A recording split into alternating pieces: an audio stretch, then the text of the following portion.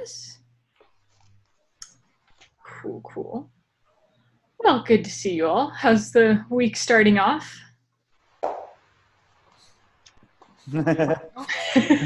It's going. Fair enough. Another favorite reference, really. No, you're just starting. Oh. Fair enough. Well, maybe we can start with quick reports from folks. I guess I can go first. Just a quick update is a shout out first to Dom. Thanks for reviewing this PR. This is so the release of SimPEG 0.11.6. This includes updates, just basically breaking up the regularization into multiple different files. So originally it was one ginormous file, and now we've broken it up into basically a folder with multiple files, just so it's a little easier to navigate. And then that makes it a little easier for new contributions.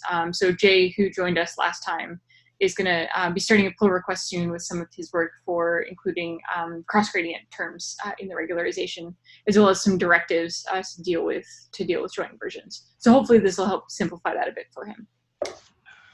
So that's kind of cool. That's basically my only update at this point. Are there other folks who want to jump in? Yes. Anyone? I have a question, but maybe I'll save it. Go for it. Well, Saki isn't here yet. Okay. Fair enough. John, do you want to actually maybe give just a quick update on some of the MT stuff you were mentioning before we got started? Yeah, yeah. I just kind of touched base on it yesterday. Just trying to parallelize over the frequencies for the JVEC and JTVEC. Yeah, just kind of plugging away at that, trying to get that going. Also, I guess I've also tried to run a couple simulations with a single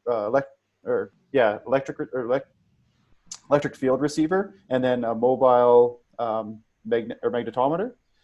And it seems that the data inverts, but it seems that it pulls the anomaly. Like I just have a block, and it pulls it to whatever direction the E field sensor is or station is. Is that something that I would adjust in sensitivities, or would that be a like the way the forward modeling is handling it? It shouldn't be the forward modeling. Yeah, I mean, we can run some extra tests and things like that to try and make sure that it's doing what it should be doing. But assuming that the forward modeling is correct, then that's something that you could do, like incorporating potentially a sensitivity weight in the inversion, like in the regularization, a lot like some of the stuff that Dom has been up to. Oh, okay, yeah, I thought it would be more towards that. It wouldn't be with the forward modeling, because I've run the straight tipper, and that one works great. It's just, yeah, as soon as I add that one electric field receiver, it seems to want to pull the model into that direction, or that anomalous. Interesting.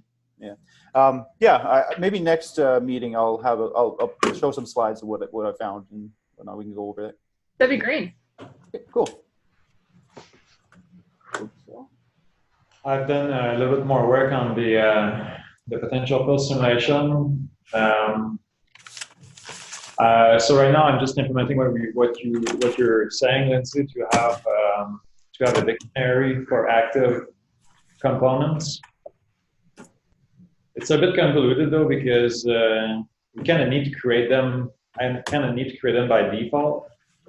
Otherwise, it's a lot of checks. So, is it okay if I always instantiate dictionaries with, bools about true by default on the receiver class? Does that make sense? So, if you give it like a list of strings, it will just right away create a dictionary with all active receivers. I think that's fair. Yeah, I think that's fair. At the very least, it's a good starting point, and if we want to refactor that later, we sure can. But I think that like working under the sort of the most general assumption of like we expect the dictionary coming in of active receivers always, I think that seems reasonable. Okay, and then currently So the survey doesn't know about the data, right? There's no downlink. There's only a data knows about the survey. Correct. Right. But then I saw that there is a UID on the data class. There's a unique ID for the data. What was your plan for this? I think like, so there's nothing right now that I think is critical to that. It could be helpful down the line for like managing data, and if you apply filters or things like that, and like want to create a new data class, it could be helpful for just keeping track of like what's equal or what to, if you're going to like compare, is this data class equal to this data class? That can help. Right now, I don't think it has any practical implications in the code. Okay, because my next question for you is that let's say we have a survey that has components. Some components are active or not, right? So not all components have the same number of data associated with them. Mm-hmm. How are we going to map back the data vector? How does the survey know which data points is connected to which component, active component? So that should always be the same order as what you've provided in the survey. So we should always be able to unwrap it. If we've got, for example, a single source, then we have a receiver list. And then each receiver has like a component dictionary. Oh, this is confusing, huh? So this, there's two things going on. If we just had a component list, then this all holds because that list is ordered, right? And so you would unwrap it based on the order. What we actually need to be doing for this is relying on ordered dicts. So we need to actually be relying on the fact that the dictionary is ordered, which you can do in Python 3.6 or 3.7, I believe. So with this update, we will have to actually be strictly on the most recent release of Python, or like, sorry, 3.6 or 3.7. I think it's 3.6. So in this case, if we have an ordered dictionary, then each of the keys is in whatever order you provided them in. So if we're doing an EM survey and I've got X real, X imag, Y real, Y imag, that's all I'm going to listen to. And then each of those has its own set of bools. Then when I turn that thing into a vector, it should be, okay, we're going to look at source one, receiver one, and then what's the first component, how many things are there? What's the second component, how many things are there? And so that should be how it's stacked. That makes sense, but then the dictionary of active components, like each of these bools will have the same length. There's going to be true or false, right? So you have a function to unwrap the ID of the data corresponding to the non-empty, to the non-false component. Sorry, to the non-what component? I missed that. Yeah, so we have vectors, right? We have vectors of true or false for each component saying like this component is active or not. Yeah? Yeah. And then we have on the other side the data vector that is just a stack of numbers, right? Ordered and sequenced that the dictionary is holding the components. How are we mapping back the active component to the data? Like you have a way to unravel this? Yeah, we should be able to, because we know, so you can do, like, for example, that mapping basically would end up then being like an np.where on that bool. Does that make sense? So the np.where would tell us, like, I've got a datum at index 1, 2, 3, 6. We just need to restack all the components in order and then do a where, np.where on it. Is that what you're saying? Basically, yeah. I think we should sketch this out. Is maybe just like let's sketch out what we actually want to be doing, because I don't actually know if like in the code we want to be using np.where or not. But conceptually, that's what should be going on. Okay, yeah, that makes sense. Sorry, what's the function np.where do? it returns the indices of the truths. All right. So let's say you have a bool of like 1,000, and then half of them are true. It's going to return the indices of each. Oh, okay. But that's the. Oh yeah. Okay. Yeah. And that's in sequential order. That's in sequential order. Yeah. So you could map then your data vector back to your full thing. Makes sense. Yeah.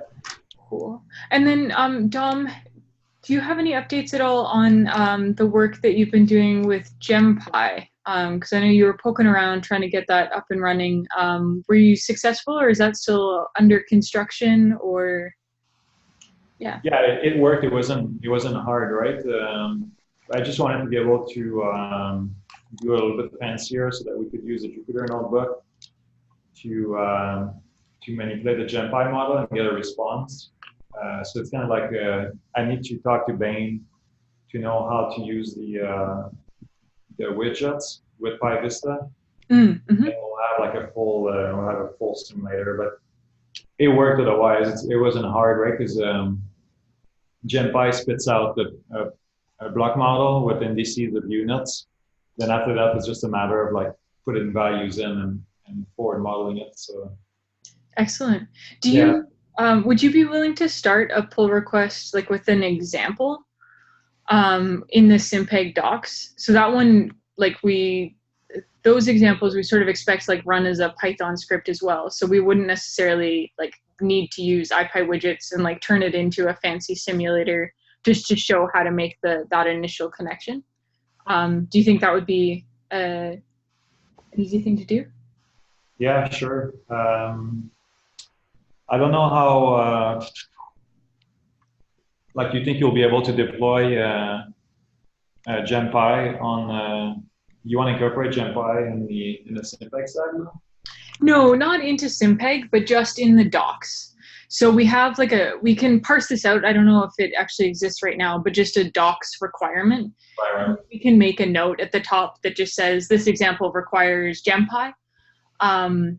Yeah, so like it won't become, SimPEG won't depend on it at all, but it's just, here's an example of if you want to use GemPy to build up your geologic model, you can do that.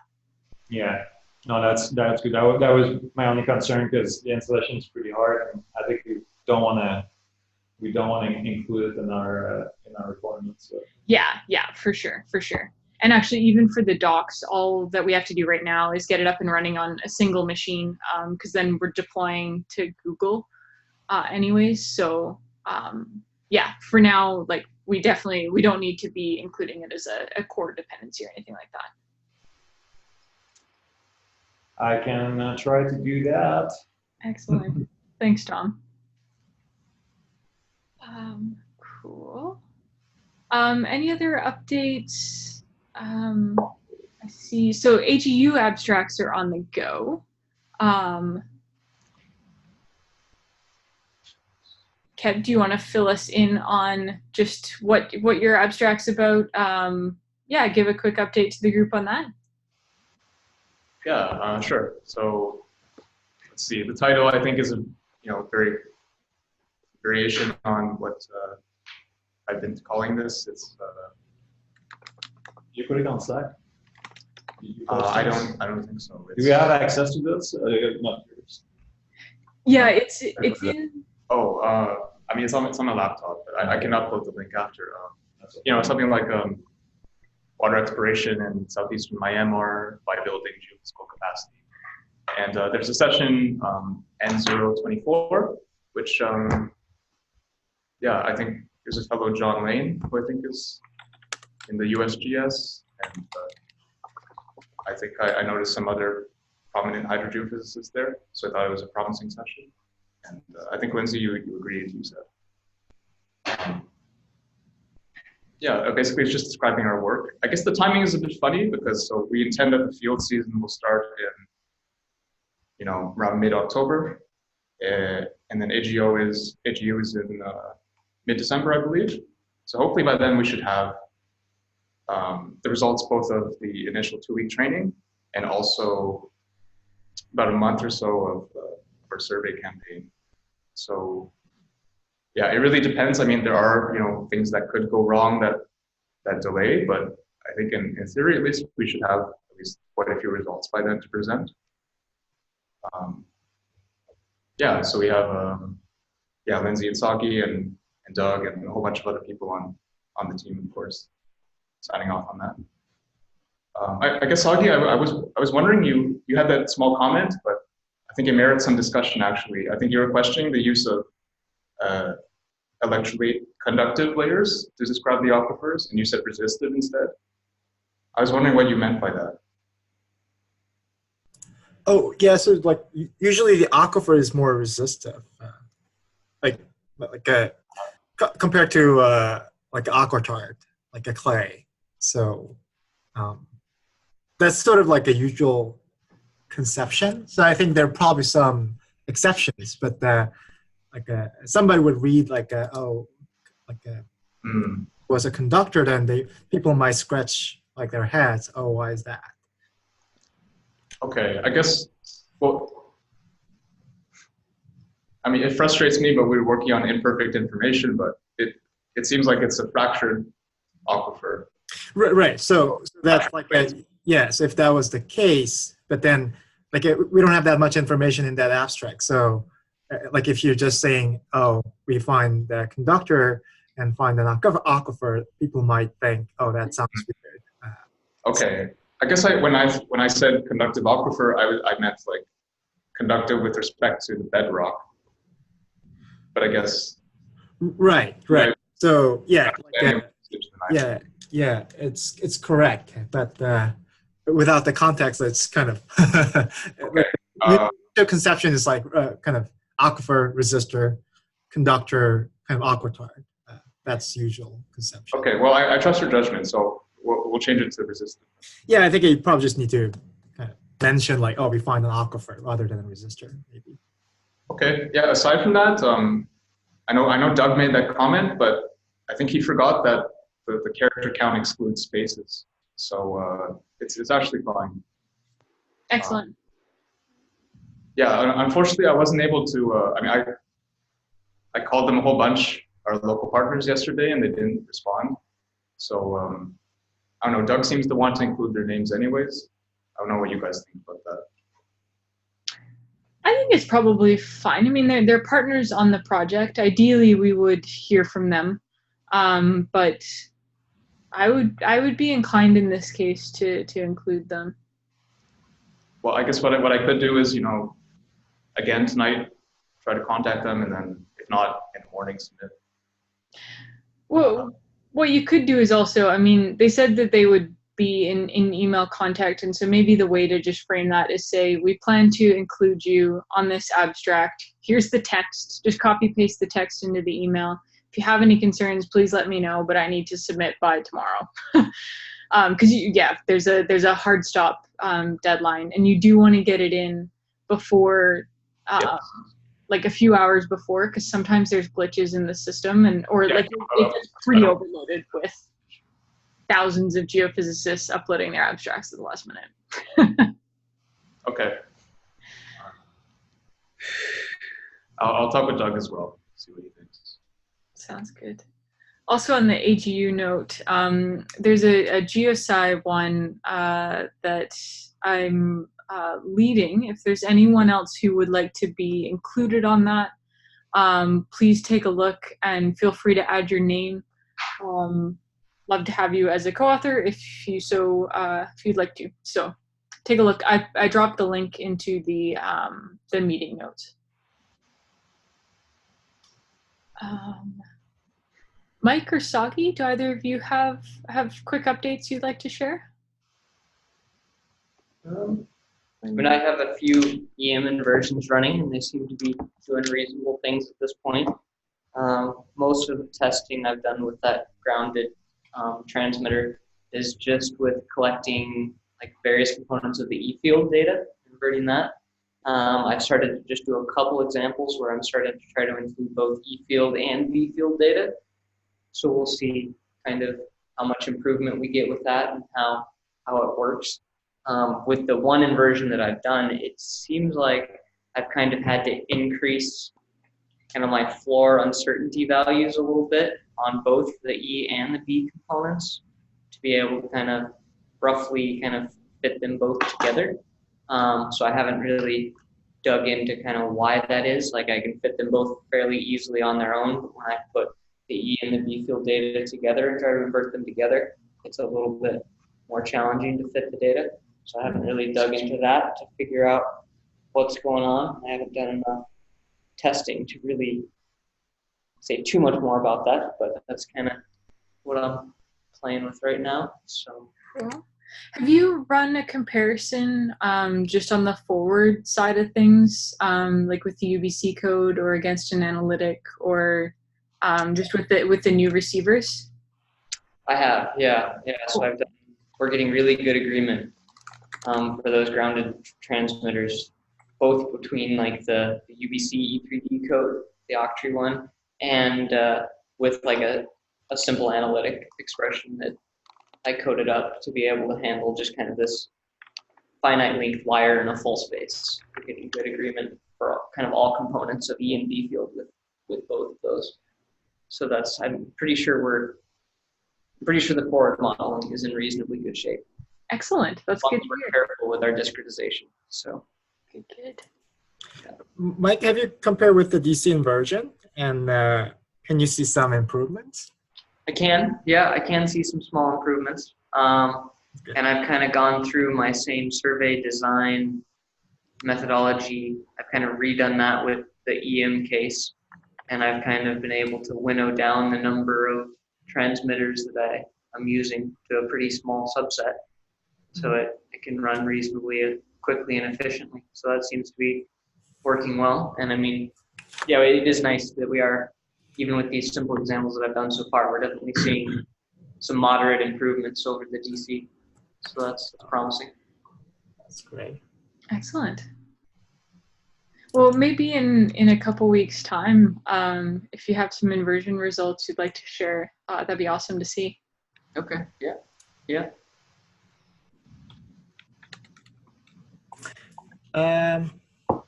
I had I don't have that much update, but I had a chance to go USGS in Menlo Park here. Oh yeah. So the connection that I have was the name Vicky and Daniel. So those are sort of the potential field people. But I think that they're more on a geology side, I think. So they're geologists, but using lots of gravity and magnetic. They're very kind of suspicious and, I don't know, like critical about the inversion. But anyway, I had a chance to meet them. So, we got some airborne data, which shows like a really strong remnant. But they were interested to have our AeroMag data. So they got regional AeroMag data, but much kind of greater height. So it's like, I don't know, 150 meter height. But what we had was like 50 meter height. So it's kind of cool for them to have much higher resolution. So had a chance to visit. And yeah, I got a little bit of plan to collaborate with them. I could like quickly show. Can you guys see my screen? Is that not right now? Oh yes. Yeah. So this is the regional data. Can you see that? Yeah. Let me see.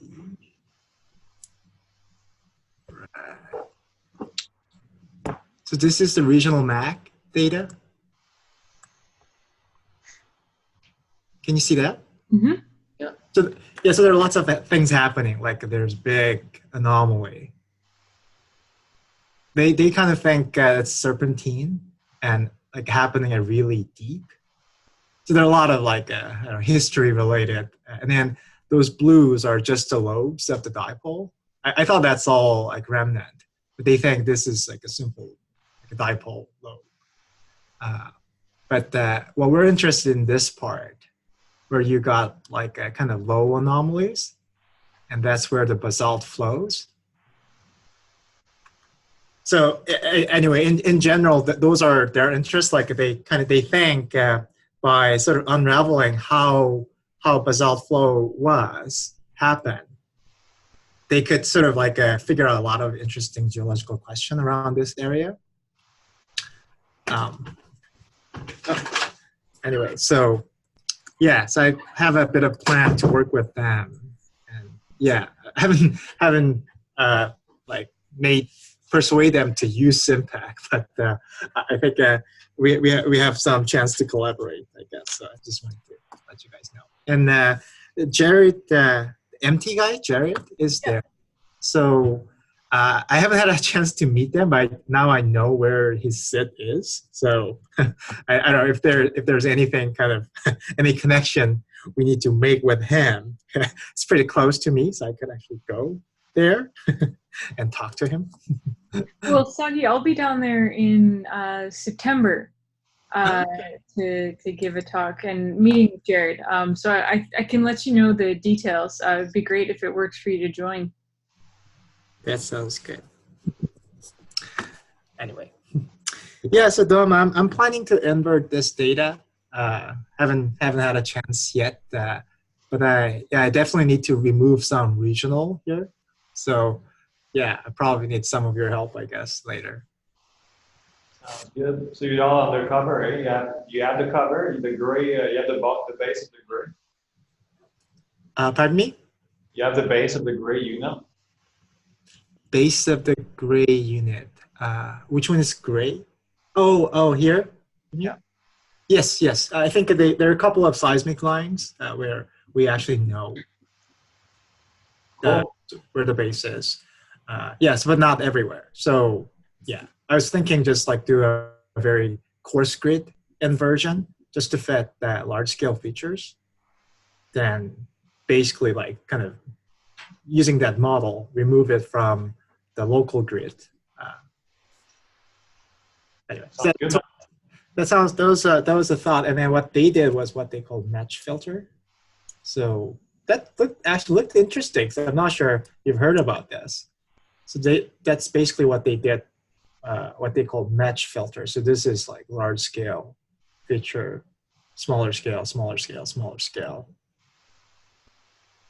Anyway. That's it on my end. And where are those data, Sagi? It's a Northern California, like it's basically like a Northern California. So, okay. let's see. Let's see if I can go back. Because they're, so it's, can you see that? No. Oh, wait. Can you see it's here? coming along. Yes. Yeah, so this is about here. Oh, okay. And that's the northern Sacramento Valley. So it's northern part of the California. And this is the remnant direction. So like, most of them are here. And then there are a few outliers. But we actually know the remnant direction, which is kind of cool. And also we know about the general value of that, like a moment. So there are quite a few work done here, so we're not really starting from blind. Right on. It's a big project. yeah. Well, for them, I think I'm not gonna work on too much, but I have a little bit of plan. So. Excellent. Thanks, Sagi. Welcome. I guess the other thing, Dom, I've noticed that there's a handful more questions coming in, especially related to potential fields on like the mailing list and such. So that's pretty cool. Yeah, let's not pull the plug. yeah.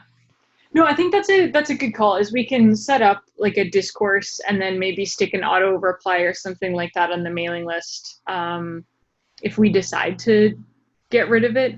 But we might want to keep it around for a bit. It seems like, having that as an avenue of communication might be a positive thing for folks. Yeah, and I mean, it pops in my mailbox, so it doesn't, I managed to catch them all so far.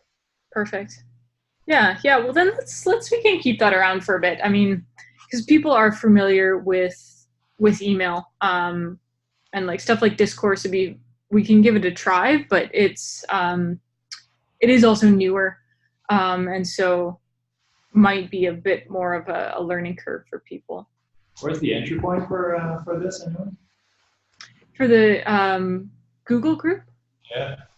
Right now, so there's a link on the docs, and there's a link like on the README of the SimPEG page. Okay. Thibaut added one. Yeah, so you can see there's like the Google group SimPEG badge that's sitting on the README of SimPEG.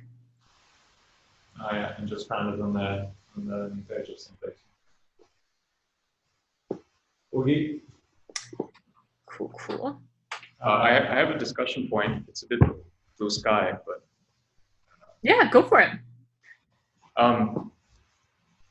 Is there any capability right now or any interest in looking at remote sensing data with SimPEG? What style of data are you thinking?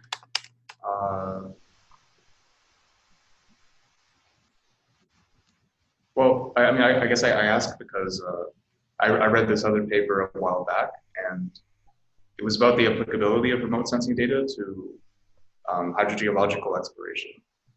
So, in our context in my MR, which in which we have very little data, right, very little information. I'm sure there must be some publicly available, SAT data from that area, and if it could at all be useful, then as you know, my friend Melanie Stevens, she's like the GIS analyst at Tech, and I'm sure she'd be willing to devote some time to try to do something with it. And it's just the question of like, in theory, could any of that be useful? I don't know, maybe Saki, you might know some about that. Well, yeah, there are lots of like satellite data, like a soil moisture could be really useful. And right, but typically isn't the penetration an issue? Like it attenuates very quickly, only a few centimeters into the soil. Right, but still, like, that's a great vector to find maybe an aquifer as well, I guess. I'm not 100% sure, but also. I was thinking about some kind of workflow, and then maybe this is like in the decision tree. Then that kind of data it can guide. Okay, where do we go do the surveys? Yeah. So that's like it's more like a kind of machine learning types of problem, I guess. Like where you need some labeled data. Like okay, where did you find actually aquifer, right? So if you don't actually know. Like you can have like a multiple data layer, and then you need some sort of label data that you can tell, oh, here, I don't know, I got like a low soil moisture, high INSAR, large conductivity, or something like that. I'll give you an aquifer. So that, like you have some chance to like train that and then find an aquifer. But I mean, there's a possibility. But not sure that's really fit in with the sort of SimPEG framework. Given that do you think that soil moisture content is a good proxy for,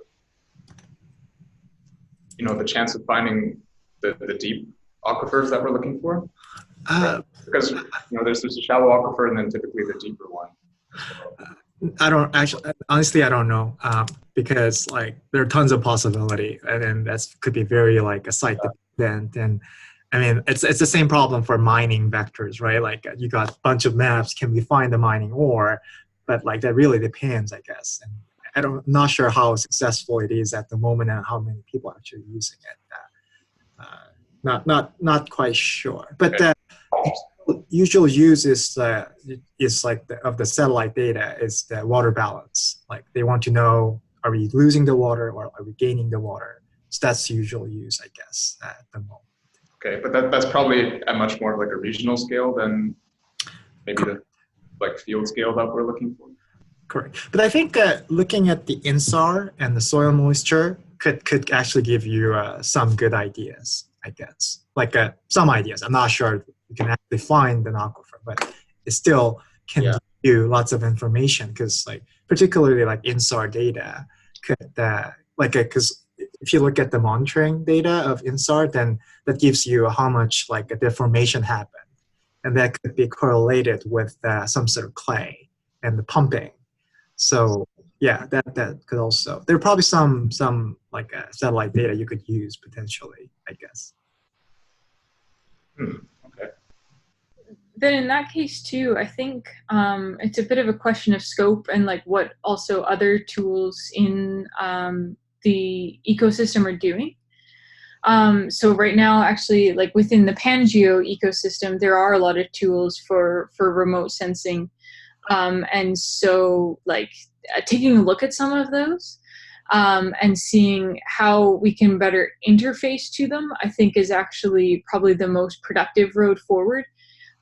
Because like SimPEG is pretty much scoped at like simulating data and inverting data.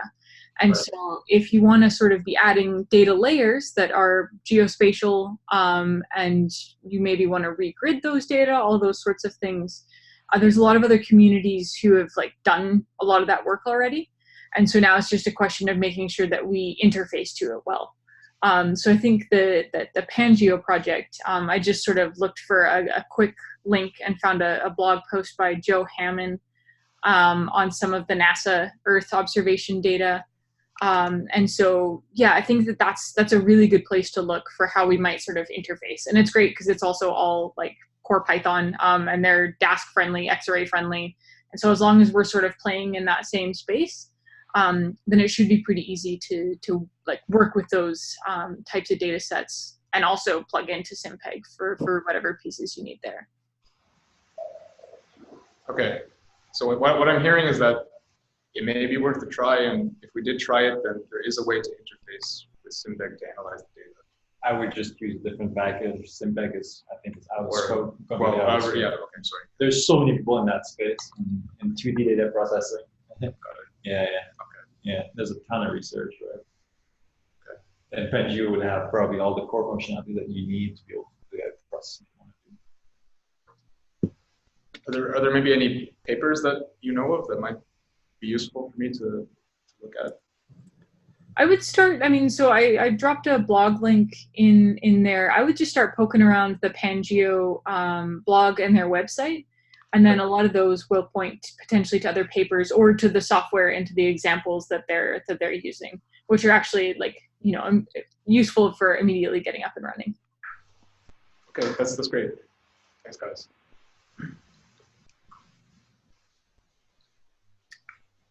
Cool.